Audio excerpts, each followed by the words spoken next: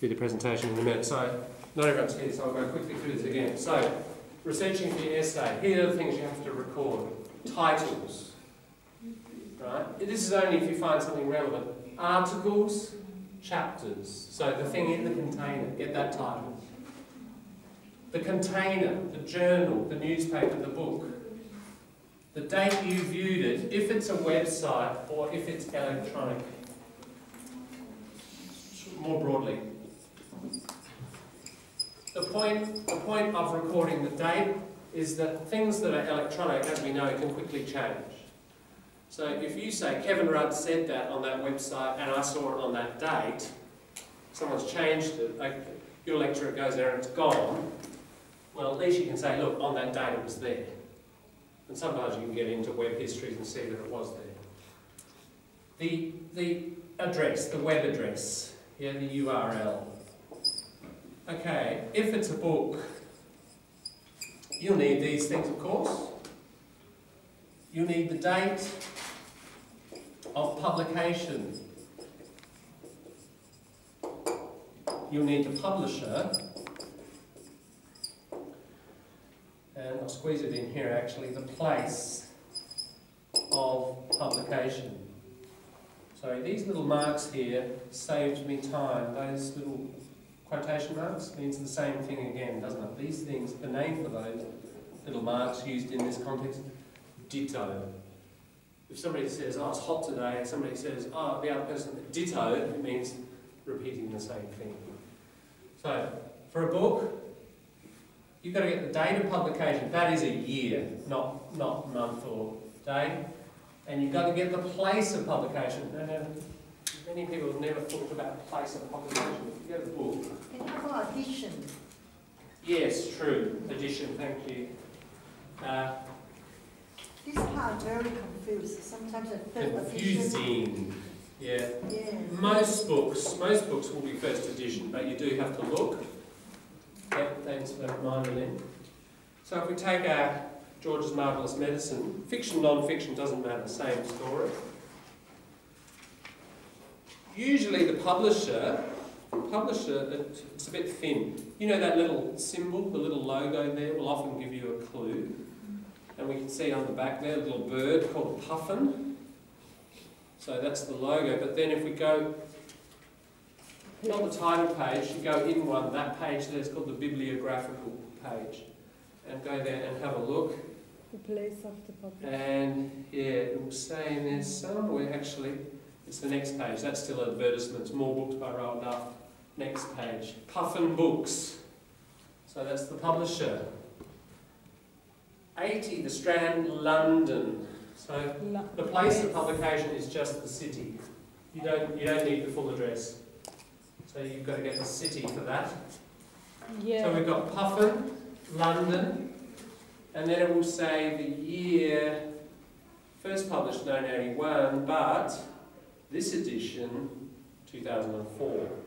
So you've got to look for your latest date, 2004, London, Puffin. This edition, how many editions is it? It doesn't say second or third edition. If it doesn't say, it's first edition, and you don't have to say first edition in your referencing. Just leave it. If it's got nothing, we all assume it's first edition. Okay. Most books are first edition, but not all. What is an edition? We've got two words that sound very similar. Addition means in addition? This kind of addition is mathematical, 1 plus 1. This addition is the same because we've got a schwa and a schwa, addition. So the only way of telling is the context. This means, has the book been changed in some way? So it doesn't look like it. This, a lot of fiction it usually isn't. But it's published in 1981. And it gets very popular, they print 1 million, and then there's another 1 million, and then there's another 1 million. They don't change it, it's still the first edition. So a reprint is not a change, is not an addition. But if Roald Dahl said, I think I'll create a happy ending instead of a sad one, and reprint it, that's second edition, isn't it? Now that doesn't usually happen with fiction, but if it's a book on hepatitis, disease of the liver, and it's 20 years old, 1981. Lots has changed, and so the writer, if they want to keep producing this book, they put in all the new research, print it, that's a new edition. For university study and TAFE study, obviously really important to listen carefully or look at what edition textbook your lecturer is recommending. And they can go up to an 8th, 9th edition. You know, you get medical books and they're like 13th edition, because obviously the knowledge is changing quickly, isn't it?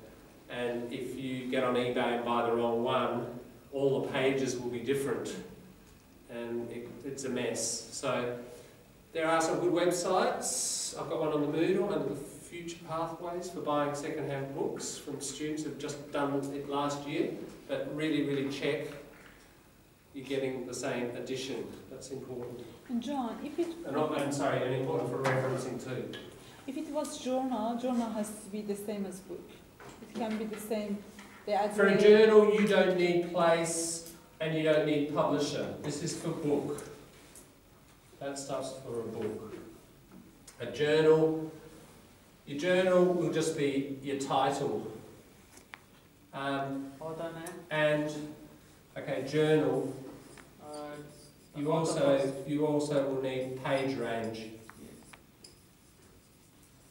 So like page P 121 to 133. And sometimes there's volume as well. Yeah, there's all that detail. It's Title, kind of in your title, but volume, number, whatever numbers come after your journal, just record them. Not You don't really have to know what it means. not author. Oh yeah, sure. These things are always what you need. Sorry, I'm missing also website date, like year. Those things you just have to have. For a website, for a book. So I'm just putting those because they're applicable to all of them.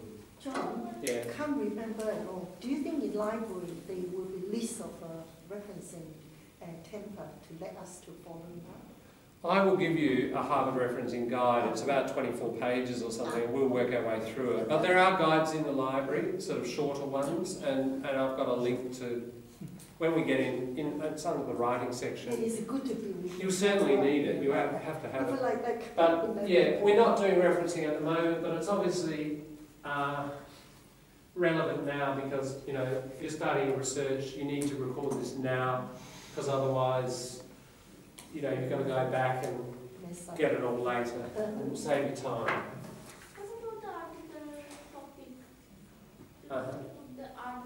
The topic is the title. In the journal, do we have to? Yeah, sure. I'm putting those stars mean you need them for everything. So you need title here as well. You need title here. You need title here. Yeah. So all of those three things are needed for every category. Is there any online journal? Can we do? Sure. Yeah. Probably most journals these days are online. Most. It's cheaper for them to produce it. And most libraries, you know, in the old days you'd get hard copy and the libraries would put them on the shelves. Now they connect to the database through subscription, as I showed you on Monday. By the way, I've just sent, you know how we couldn't get in on Monday to my library? They needed a class list and they're going to reset your passwords for the library. Not your passwords to log onto the computer, they're the same. But apparently there was some problem for some classes with the My Library thing, so I've sent them your name and student number and they're going to reset them. So try again probably maybe tomorrow. I just sent it this morning. And hopefully you'll be able to log in and start it over the weekend. The other thing, connected speech, I asked in the library yesterday about that. That is working, at least on the computers. When you walk into the library and you head over to the computers, there are some kind of oval-shaped tables, oval, like a football oval, Australian rules. Yep, more on the right-hand side, and we tested a couple there, and connected speech is there. You may have to go into all programs and just write connected speech, search for it, or get up the list. It may not be sitting obviously on the desktop Oh, the first time. So just get in there into all programs, have a look or search in there. Once you do find it, drag it to your desktop, and then that icon will be there. Be able to use it more easily. Okay, so shall we push on with our read? This mechanism.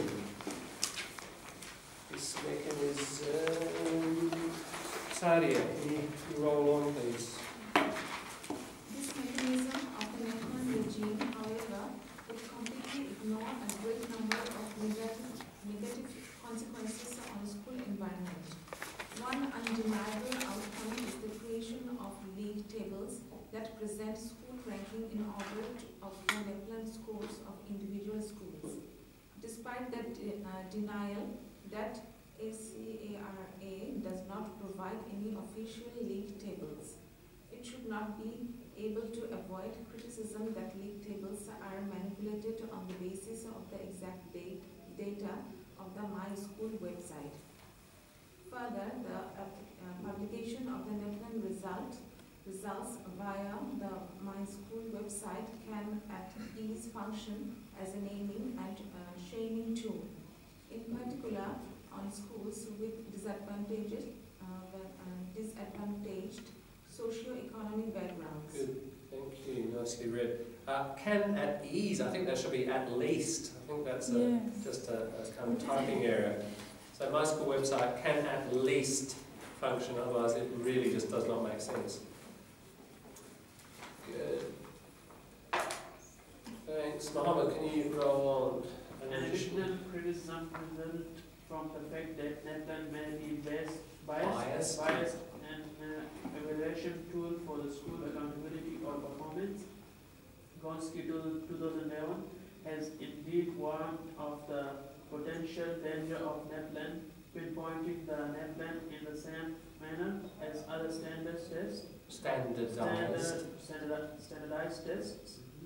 It is most likely to focus on superficial learning outcomes that are testable, measurable, reportable, rather than wide range of rich schooling outcomes for profound education goals. Good, thank you. Hitami. Some educators seem strongly confident that school accountability can definitely be enhanced with data, open competition and school choice. However, which can be a double-edged sword. Sword, no W. Sword, silent. Double-edged sword. Still can hear that W. Sword. Sword. Sword. Just forget the W altogether. Sword. Sword. Yep. A double-edged sword. Yep. Generating school stigmatization and ignorance of authentic school accountability. Yeah, some nice language here. Double-edged sword, a little idiom.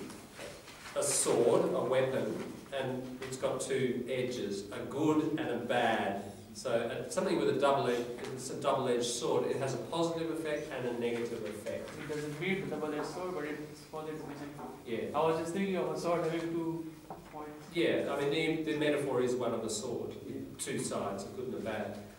Stigmatization, high-level vocabulary here. Stigma is like a mark, a stain. So stigmatization, if somebody does something shameful, it's like they've got a mark and everyone can see it.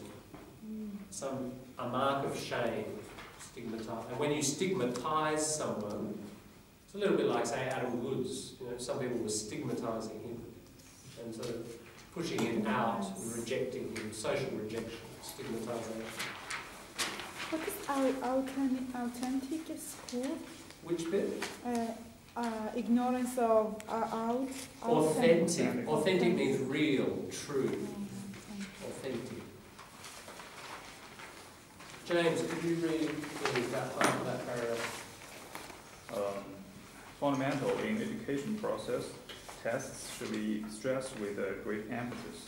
Nevertheless, it would seem that the NAPLAN regime does seldom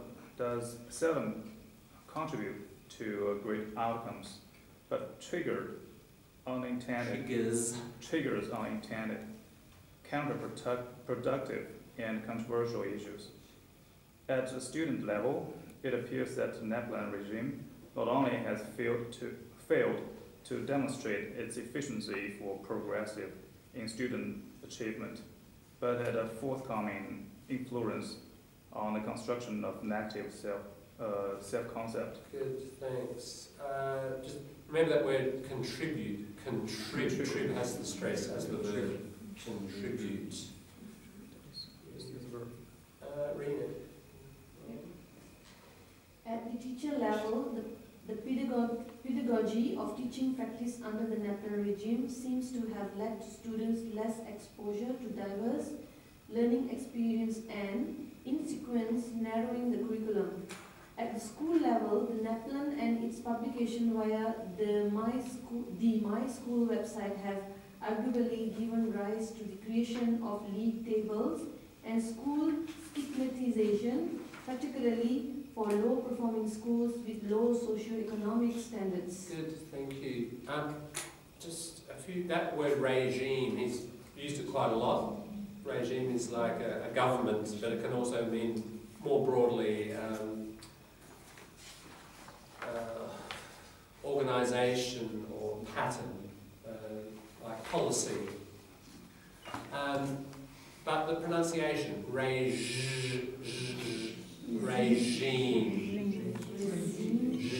not z, not a z.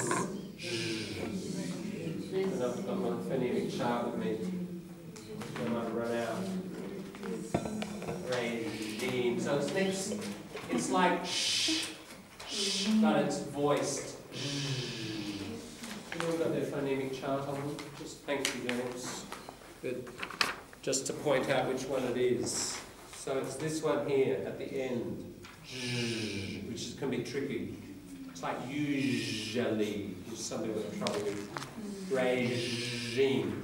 So not this, not regime. So if you're having trouble with it, the standard technique, I think, is to go back to the unvoiced, this one.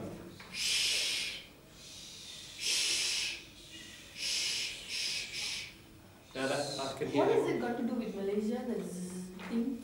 Malaysia. Yeah. Because it's got a Z in it. The names under each one, like if we take Singapore, this one, South Africa, the name has that sound in it somewhere, as an example, right? Malaysia, hear that? Fricative, so we can hold it for a long time. Now, put your finger there and go, shh, this one. No vibration, right? And I can hear they're all sounding pretty good. So we're more than halfway there. Now we just have to add the voice and you'll get it. So don't change the mouth structure. And feel it there and blow out air for a long time to check. Keep going, keep doing it loudly, I'll check them. Right, getting a bit of a zzz, Rena. But some of the time not, you're getting a zzz, and then you're switching back to your old zzz. Right, and it's a zzz. Now, if you think about it, what's happening? Zzz, teeth are together. This one, zzz, but zzz, check the teeth, they're not together like that, are they? They're a little bit apart, and the air flows through, and it's a softer sound. And the tongue's in a bit of a different place. The tongue is there, and the teeth are a little bit apart, and the air flows over. Goes more back. Yeah. So if that's your problem, just go back and forth between them and listen carefully, and you'll slowly separate them successfully. But regime. Usually that sound, like a word like regime, it's coming from the French. There's a lot of sound in the French. So if you've learned French, you might have already had a bit of practice there. James, thank you. Yeah. Okay. Oh, and just one other little one. Student. not student. It's got a little y in it. A little y. Student. Not student. Student. Some Americans might say student, but students.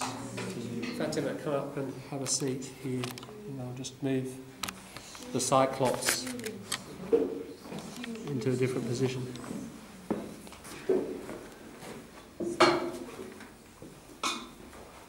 Okay, so we've just got a new name. We did names yesterday, and there's the name. I just invented it. There's the name for our new student, this one.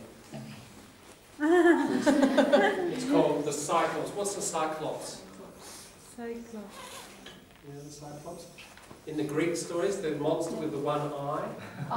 Just one eye at the centre, and he captures Ulysses and his men and keeps them in a cave, and he eats them one by one. He's not that bad, really. The Cyclops. Yeah. Okay, ops, eye, isn't it? Optician, optical, ops. Cyclo, I guess circle. So it's like just one eye is a circle. Cyclops. Greek word. Okay. The root is ops. Ops, yeah. So op is something to do with sight. Isn't it? Optic, optician, optometrist. And cyclo is like a circle. Bicycle, cycle. So it's like a monster with the single eye as a circle. Cyclops. Okay, there is little doubt. Benjo, can you do our last paragraph for us, please? There is little doubt that a very young student should be able for so-called world-class education. But that should be antecedent. Discussions about what a world-class education is, how it can be implemented, and more specifically whether or not it can be achieved through driven schooling. We may start discussing about putting questions to ourselves about lessons from the UK and the US, where clouds, educational, and sound, the bond, yeah. And analyze them, probably certain tools, and already failed outside of the best school system of each nation, where a great number of students achieve a world-class academic performance, but tend to be more excellent. This confidence and how a low self-concept scores. Good, thank you. Yeah. So, last paragraph there. One word, antecedent. Ante, before. Said or sid means something that happens. Incident, accident, coincident. Either sid, C-I-D, or C-E-D. It's about an event or something that happens. There's that little pattern in English. I'll go through them again. Accident, coincidence, incident. That's sid. Think about all those things. They're things that happen, aren't they? An accident, an incident just means a happening. Coincident, two things happening together.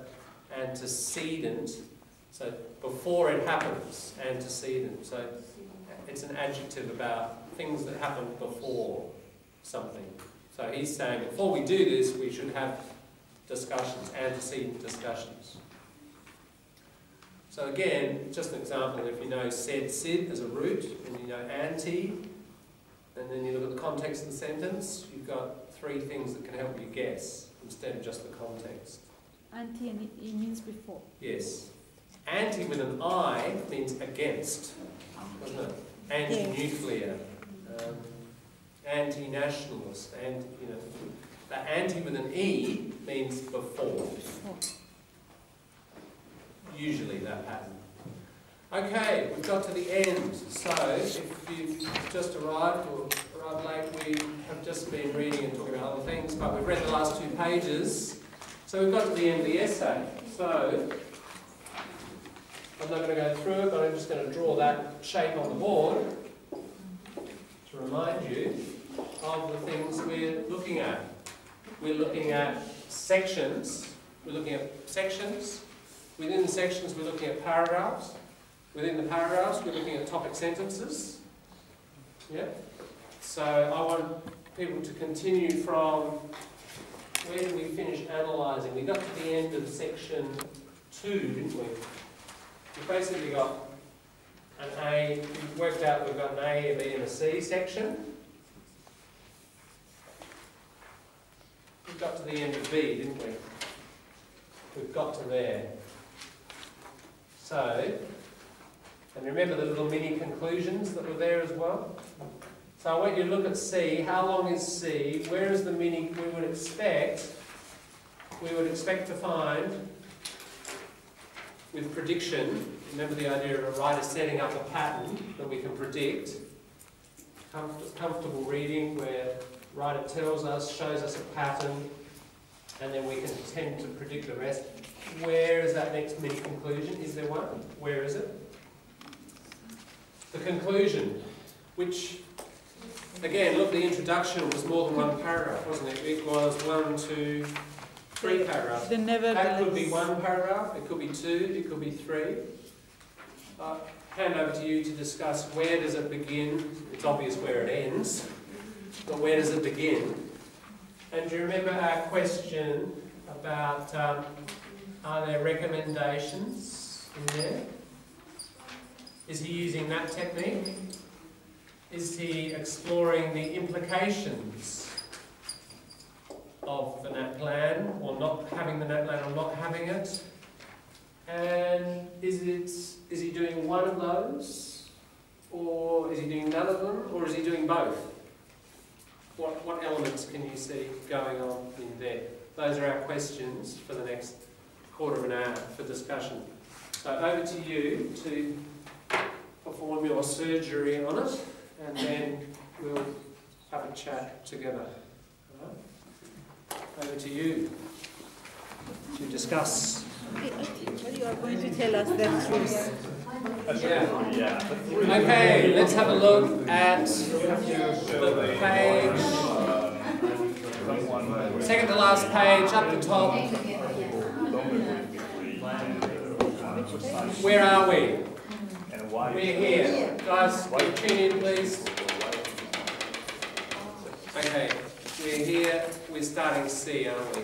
Would you agree?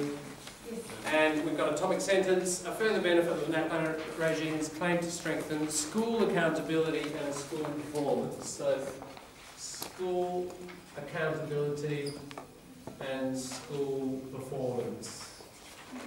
So, looking at those two things, how is that different from the thesis statement? He said school accountability.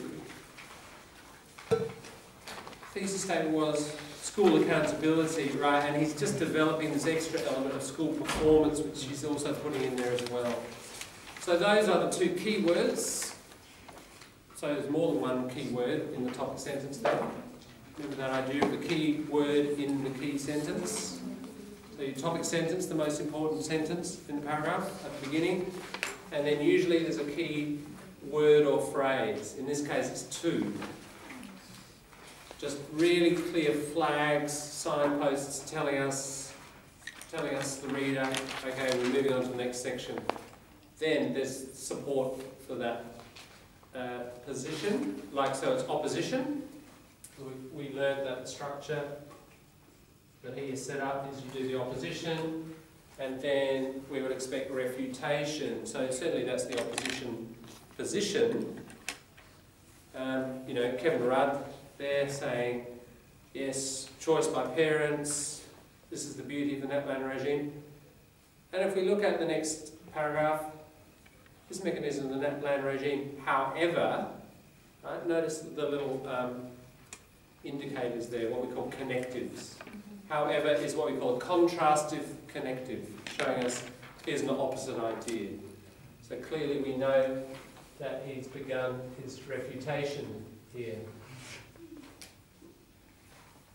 So that's important. Another important thing for you to think about is in your topic sentence, we've enlarged it a little bit. Let's imagine we've got two paragraphs. Okay, topic sentence in each one. Topic sentence. imagine there's your key word. I'll just write key in there. It's often good, but you don't have to do it, but a useful little technique is in here. Can you somehow, I mean it could be anywhere in the sentence, it could be at the beginning, could be in the middle, could be at the end, doesn't matter. But can you put a word or a phrase in there that shows some kind of linking? Just connecting the idea back. Now, however does that, doesn't it? It shows that, however, is a marker that these two things are, sorry, that's meant to be a not equal sign, like opposites. So that is creating a link. The link is that they're opposites. It could be furthermore. Yeah, in addition, it could be a series, there's a whole series, and on Monday, there's a very nice little website of connectives and the grammar of connectives. So not just learning the connectives, but we have conjunctions, adverbs or prepositions. These three categories create connectives in English. And when you're working with one of them, you've got to know what it is. However, for example, is not a conjunction. It's an adverb. So it behaves differently in the sentence. So knowing what you're doing with the different connectives will be important. And I've got a very nice little website that I'll introduce you to on Monday with lots of exercises on it, and you can work your way through all the different categories of connectives. That will help you quite a lot with this kind of thing. So if we went back, I mean, I'm just introducing the idea now. We could, if you want to, in your own time, go back through and just have a look at that technique. How many kind of linkages is he making across the paragraph? You don't have to do it every time. It's not, here's a collocation that I like to use quite a lot. An iron rule, an iron, very strong, tough, isn't it? An iron rule is like 100%. Always do this, never do that. You know, there aren't many iron rules in language. Sometimes there are, and I'll point them out. So this is not an iron rule, but you know, where it makes sense, where, if that makes it clearer to the reader, always be asking yourself, will it help the reader? If it does, try and put something, remember this word over and over again. This is your key thing in writing, to be explicit and make it really clear. You put a little flag in there, it's like a little flag that says opposite, nice and clear. The driver to Melbourne is happy. Ah, I'm on the right road here. You mean there is not any specific sign for linkage? Sometimes, however, can be... It can be all sorts of things. We can have cause-effect linkage, we can have sequence, like sequence in time linkage, we can have additional linkage, like similar idea, like furthermore, additionally. We can have contrastive, like but and however. There are several families, and the website I'll show you will show you the families, and within each family, what conjunctions you can use, what adverbs and what prepositions.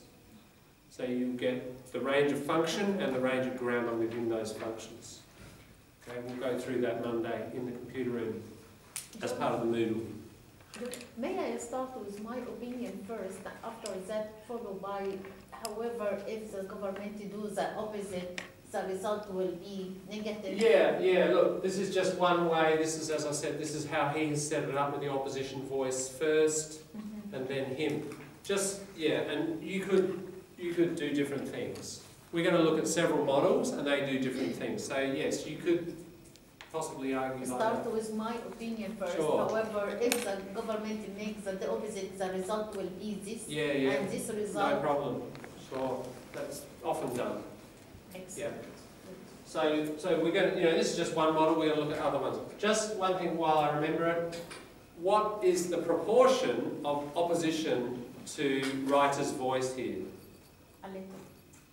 The opposition gets 20%, you reckon, of the whole. If we added up all the opposition paragraphs, what's your estimate? Yeah, 30%. 30? 15, 20, but it's somewhere, I think 30 is probably the maximum. It's less than 30, isn't it? So it's 70-30, and no problem going 80-20, potentially even 90-10. But the point is, it's not 50-50. is it? We just do not see this equal balance of opposition to refutation. That's you, the refutation. That's your voice. Give yourself the most space. You know, you've got to present your opposition fairly and not so briefly that you weaken their argument. But this writer's pretty good at this. A key word in writing is this, and I might sometimes write it on your piece if you're doing a good job. Succinct. That's the aim of all writing, succinct. What does succinct mean? It means say a lot in a little space. By a little space I mean few words. So, lots of ideas in not many words. That's efficient, isn't it? You get 100 words, which are not very many, and you've got 3 complex ideas, that's pretty good efficiency. No one wants to read more than necessary. Your job is to be succinct. And he does quite a nice job of succinctly presenting the opposition in each section, and then demolish, destroy. Demolish, mole, root, molar, teeth, mill, flour, grinding. So he grinds the opposition into dust. Demolish. When you demolish a house, you knock it down, dust. So that word's related to your teeth. So he demolishes the opposition, collocation. Good argument, demolishes the opposition. So, yeah, he gives them maybe 20%, and 80% is his voice. That's probably about your proportion that you should be aiming for. Whether you do it this way, of opposition, refutation, or you might write all your stuff, then have opposition, and then a conclusion. We'll look at another piece that does it a bit differently later. Okay, that's refutation.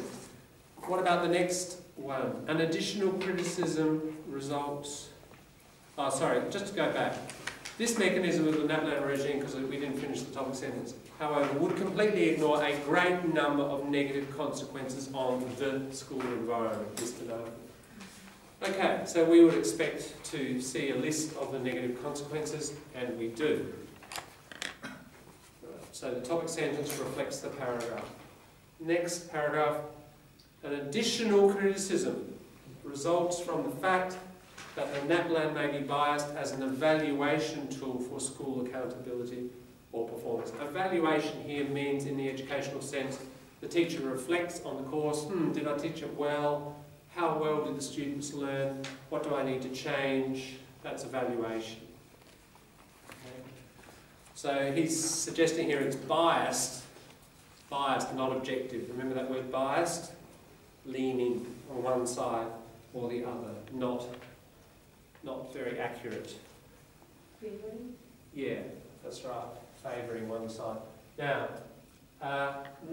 there is another one of these little things here. There's a linkage back to the paragraph above it. What is it this time? School accountability. An addition. True school accountability or performance, that is telling us we're still in the same section, isn't it? He is very explicitly using the words again in the topic sentence to say, okay guys, we're still in this section on school accountability, so that's kind of nice. That's good, but then you don't want to do it too much and just say school accountability. You know, try to find synonyms. This is where a nice broad vocabulary might help you. Certainly that's there, but that's more just marking that it's in that section. What word is linking somehow to... An additional. Additional, yeah. That word additional is doing that work here, isn't it? What part of speech is it? Noun, verb, adjective, adverb. Adverb. No, an adverb. Adjective. Criticism. It's describing criticism, which is a noun, isn't it? So just, you know, the however was an adverb. Now we're doing it with an adjective. So there are lots of different grammatical ways you can do it. We'll just explore those if we see any more. Okay, so now here's a new point about bias for evaluation, a short paragraph there. And the next one, some educators seem strongly confident that school accountability can definitely be enhanced with data, open competition and school choice. However, which can be a double-edged sword, generating school stigmatisation and ignorance of authentic school accountability. He's not quite used his... that which should be this. Can you cross out which after the however? However, this can be. Should be a this. He's used the however very nicely. See the semicolon before it? That is the way he used however. Don't put a comma. Many native writers will put a comma there. I won't go into that now, we'll deal with it another time. But yeah, however is very badly treated by lots of native writers. What And about it can be after? misleading for you because you see a native writing like this, you think, oh, that's the right way. It's not. That's correct, what he's done.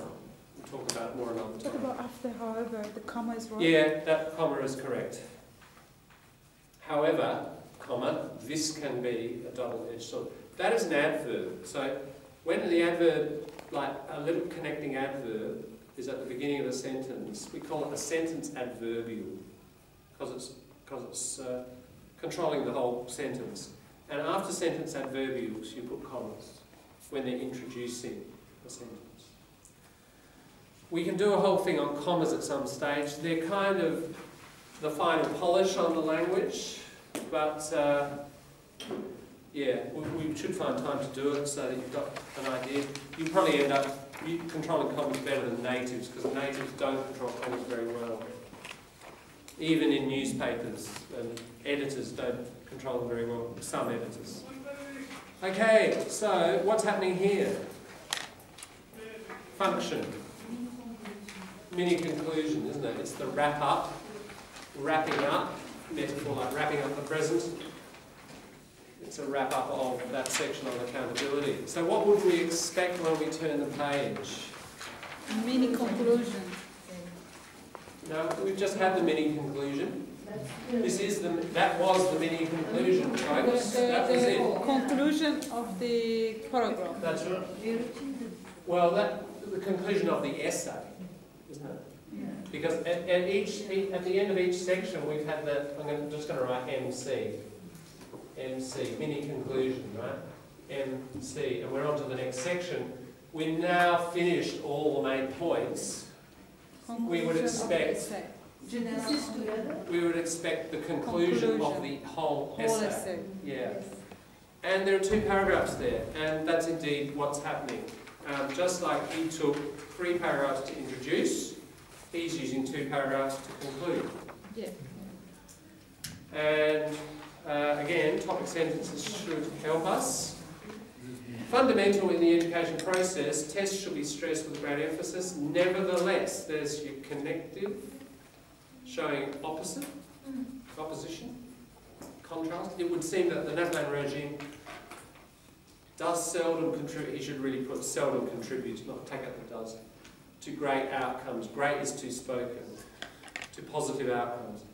But triggers unintended, counterproductive and controversial issues. Those are your key words in the key sentence. Unintended, counterproductive and controversial issues. So that's what he's arguing here. Could you repeat? Could you repeat? You said we have to cross does and after that? The little correction, okay. Cross out does and put an S on the end of contributes. He's just not using does correctly here.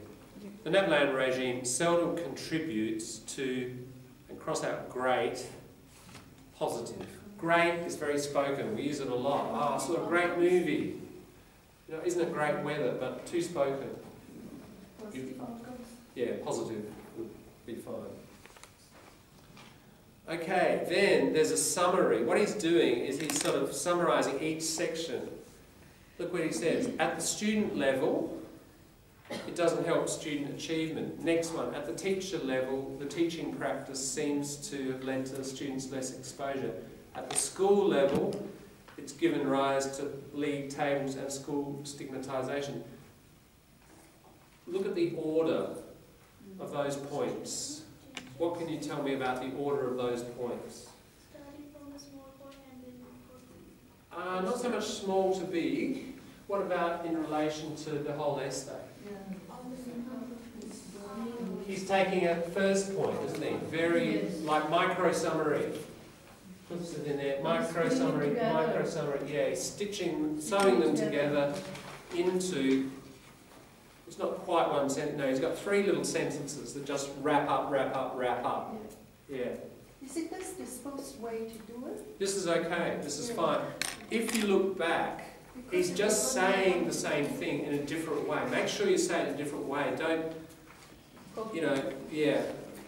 not cut and paste obviously, but even try to use really different words. If you're going to kind of wrap up like this, this is where you really need to maybe, we will do work with synonym dictionaries and so on to make sure that, when you wrap up like this, you're saying it in a very different way, so you're not kind of boring the reader with just repetition. Yeah, so wrap up like that. You can do that, you don't have to, but it helps with that, doesn't it? And this writer is pretty good.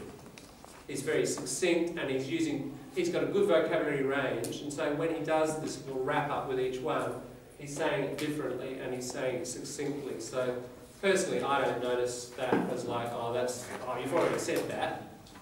I don't get that feeling from it. Because it's efficient and it's very different vocabulary from what he was using before. Sufficiently different. Okay, so he just explicitly wraps up, and then that last paragraph. There's little doubt that every young Australian should. Right, exactly.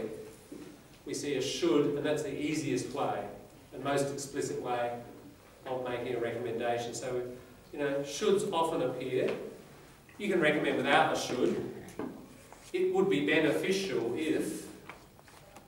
It would be beneficial if there's a should in there, isn't it? It's just more hidden. He's being very explicit.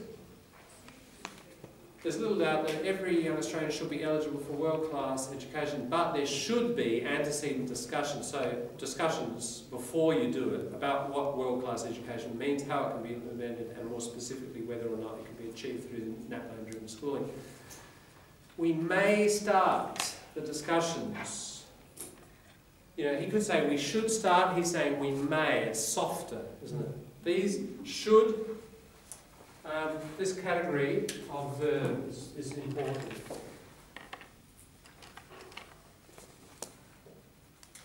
So we've had a should, may. I'll just write the common ones up.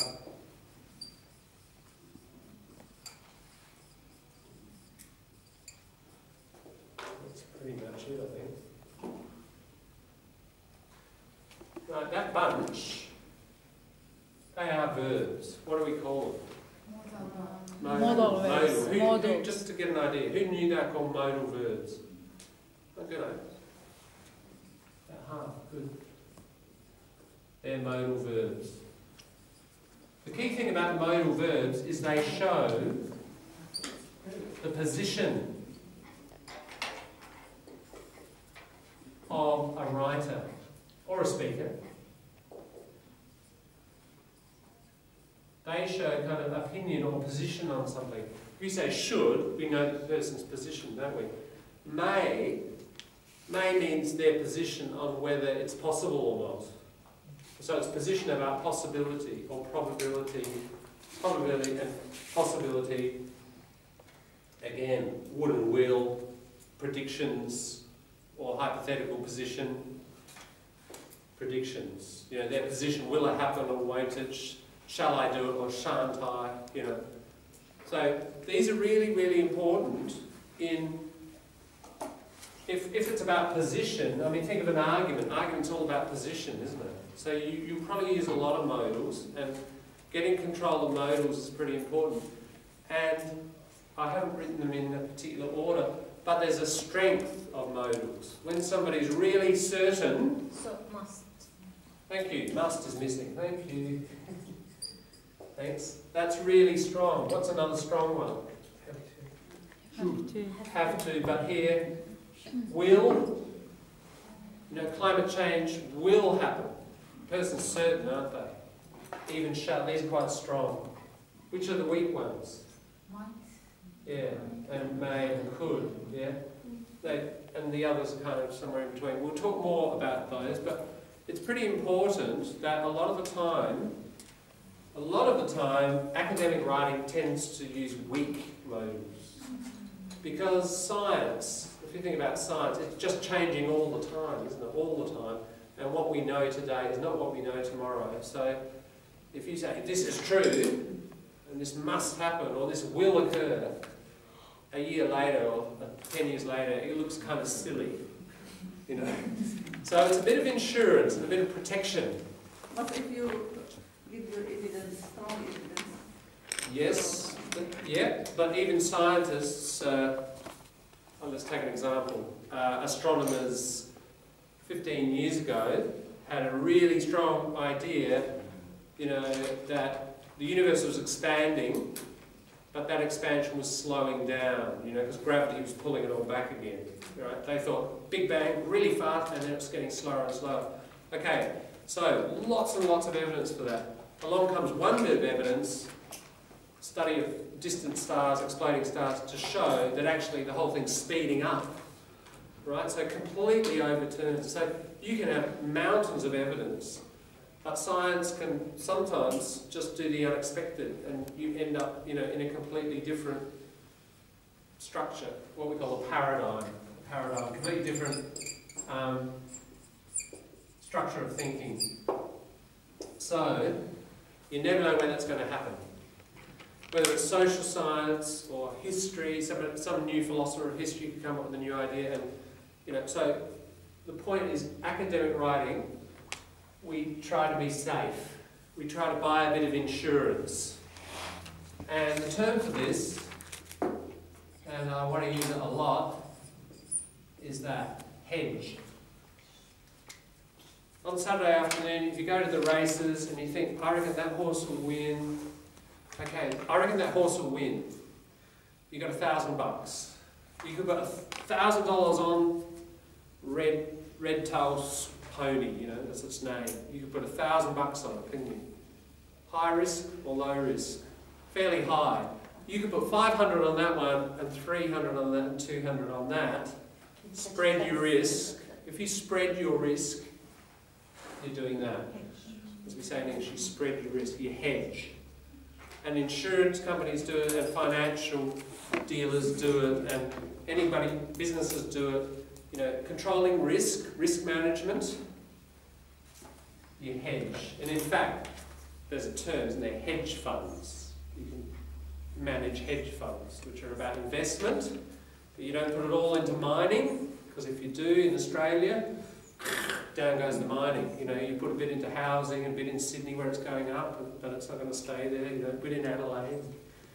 You distribute your risk, you hedge. And this is a really important notion. We're going to talk quite a lot about this. You need to do this in your writing especially. At academic and professional level, should be hedging. This writer has done a lot of hedging. We might, in the next few days, take a paragraph or two and look at how much he's hedging. Now the opposite is when you're very certain. And it's called this. These are both verbs. Boost. Boost means to push upwards, doesn't it? Like a rocket taking off. Those big engines are boosters. So when you feel strong and certain, boost. So if you say to your friend, this horse will win, I reckon you should put $1,000 on it, and the friend does, and the horse comes last, you know, you've boosted and you've got a problem, you know, and your friend's got a problem, and maybe you're not friends anymore. So boosting is dangerous, isn't it? So you only boost when you're really, really, really certain, and that's not very often actually. So you can still do it in academic writing, but you save it up for when you really, really need to. Think of it like boxing. The boxer, good boxer, defence, defence, defence, then the other guy just drops his hand, wham, there's a boost, and you win the match. So you won't win by defending all the time. There are moments where you boost, aren't there? But you save it up, because if you go in like that, they'll just go whack, down you go. So you've got to save, you've got to defend, and then when you're confident, boost. Then you win the match. No job. Yeah, I was wondering if that's the same boost that the government uses all the time when they say the government has boosted these things. I don't know. Yeah, that's right. Government boosted funding. That's often a collocation. Governments can boost, they can also cut funding. But yeah, you can hear it about governments. Is that the same boost? Yeah, it means push upwards. Push upwards. Just a different context. Yeah. Okay, let's have a look at the last bit here. We may, that was where we came from, may start the discussions by putting questions to ourselves about lessons from the UK and US where flawed means something with a problem. Not this kind of flaw. That's OOR, isn't it? F-L-A-W, important word, underline it because we're going to use it a lot in critical thinking. When somebody has a flaw in an argument, it's a major logical problem or problem with evidence. Flaw. Educationally unsound or moribund standardised tests have been sentenced to already found models. You can't have AND models. Take out AND. Or side effects of the best school system in East Asia. Where a great number of students achieve world-class academic performance but tend to be more anxious, less confident and have lower self-concept scores. Okay, there's a recommendation in there, isn't there? Still another one. First of all, we need to have discussions before we do NAPLAN. It's kind of a bit late in his view. We should have had the discussion. We should start the discussions by doing this, questions to ourselves about lessons from other countries. So there's 2 recommendations. What about the last thing? Educationally possible consequence, isn't it? If you don't do what I recommend, we might end up with students who are anxious, less confident, and have low self-concept. Yeah, so there's an implication comes about, this is a nice mixture. Recommend 1, recommend 2, implications if you don't do what I say. Yeah? Implications often come out of if we don't do what I'm suggesting. You can do that kind of structure. You don't say, if you don't do what I suggest, then, not that explicit, but it's implicit here, isn't it? That's why it's called an implication, it's implicit. It's kind of wrapped up, it's folded up in the topic. Yeah, so here we see 2 recommendations and 1 implication. We've got this kind of nice mix. Good to do both. You get a kind of interesting mix. Alright, that's it. That's number 1. Done. Done and dusted. Collocation, done and dusted. Must come from housework. Oh, I've vacuumed the living room, I've put everything away and I've dusted it. I'm done and dusted. It's completely done. We became clear. Means completely finished. Done and dusted. Alright, we could look later at modals, but not today. And we could look at grammar in here, but not today. But are there any other last-minute issues about... Yeah. Now, the way you're talking about, we follow this article, this pattern. essay. Yeah. There's almost 3,000 words there. I don't think so. You don't think so? Yeah, there was the question about word length. Because we only have 1,500. Yeah, I reckon that's... Look, in the break, I'll get the electronic copy and I'll do a word count. And I'll tell you. Remember, word count, by the way, you don't take the reference list. Sorry, guys, bad news. And the quotation is not... yeah, sure. Quotations, there are some quotations in there, you just count it all. It's just that bit. You don't count the reference list. And the quotation don't count? No, the quotations do count. Everything in there are some quotations in there. You count it. Some people say that, some people say you no. do. You count it. Let's face it, what is your lecturer going to do? Are they going to you know, I think that's a bit long. All right, we'll do a word count on it, just down to the reference list. Are they going to go back and take out all the quotations, go back through, and then say, what's the word count? No. I don't think they're going to have time to do that. Yeah, no. The dominant practice is just, you know, if I think it's too long or too short, cut down to the reference list, do a word, you know, right-click word count. With How everything. many quotations we can put? 2 or 3? Okay, let's deal with this. 2.5. Okay, this is a good question. Because some teachers say you have to put just 2 or 3. No, there's no limit like that exactly. First of all, overall length. Overall length, generally speaking, I mean, you have to ask, if you're going on to further study, ask a lecturer. Generally, it's plus or minus 10%. But, you know, make sure you ask, because you might go to the Department of Psychology and they've got a rule of plus or minus 5%, you know. Is that the word length? That's the word length. So overall length, word length. So 1500 is like 1350, isn't it? So 10% is 150, yeah? So, or 1650. So there's our minimum, there's our max. We've got 1500 in the middle, that's 10% less, that's 10% more. So, now, you know, there are different guidelines in different places. My son's school, Unley High School, he's now first year uni, so he had a gap year, so it was the year before. He had to write exactly the number of words. It said 1,000 words, and he had 998. He had to find 2 more words, you know. It's crazy. But it's kind of an interesting editing exercise of going back and getting a couple more words somewhere. Often he had written too many, he had to get rid of 30 words. It's actually nice language practice. I used to sit with him when we used to work on it, and it's good practice because you end up, you know, getting more succinct. And I think that was why they did it, to train people. But usually not the case at uni. Ahmed, you had a point.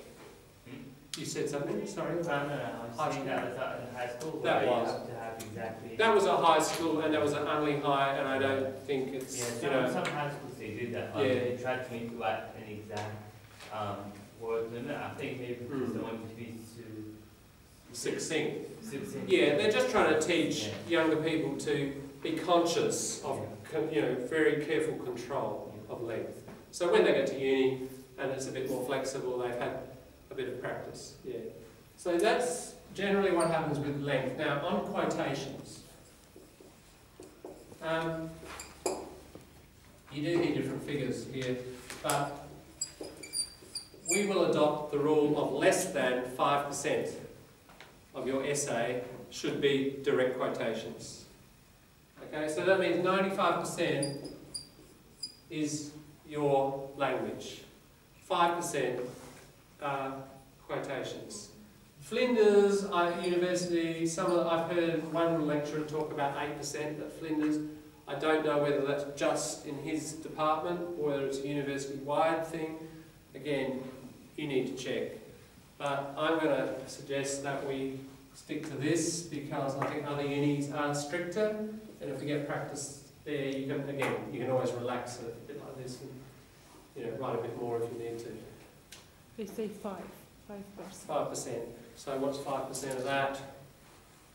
15 times 5, 75, isn't it? Is that right? Yeah. Good, I should be a maths teacher. I don't have to teach English anymore. Right. Yeah, so roughly you've got that.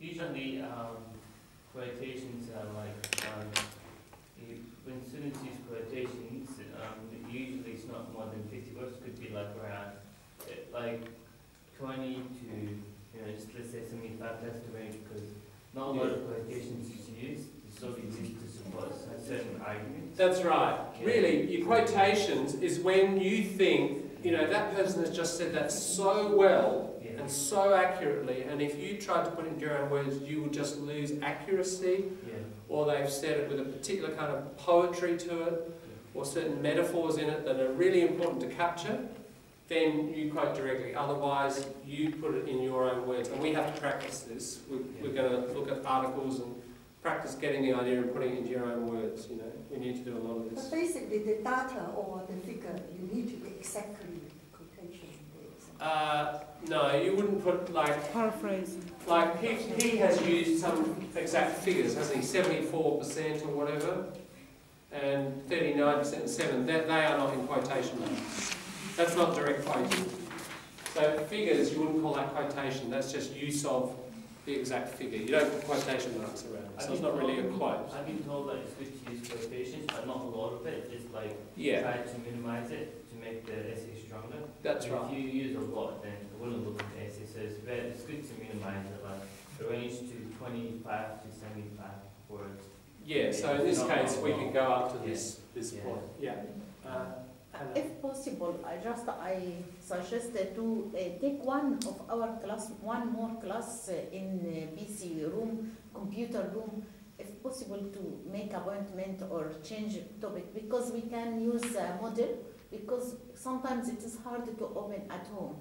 Last term, my teacher made this when we asked her, it was one computer room, one day computer room, and we asked her to change it to added one more, and she Another did. computer room. Another computer room. That will help us to follow all the information in the model, because it is hard to open at home sometimes. What's the problem at home? Because I think we've got enough computer time. In fact, it's double what we used to have in that room. It's actually too much. So I don't want to create more, and all the rooms are set now anyway.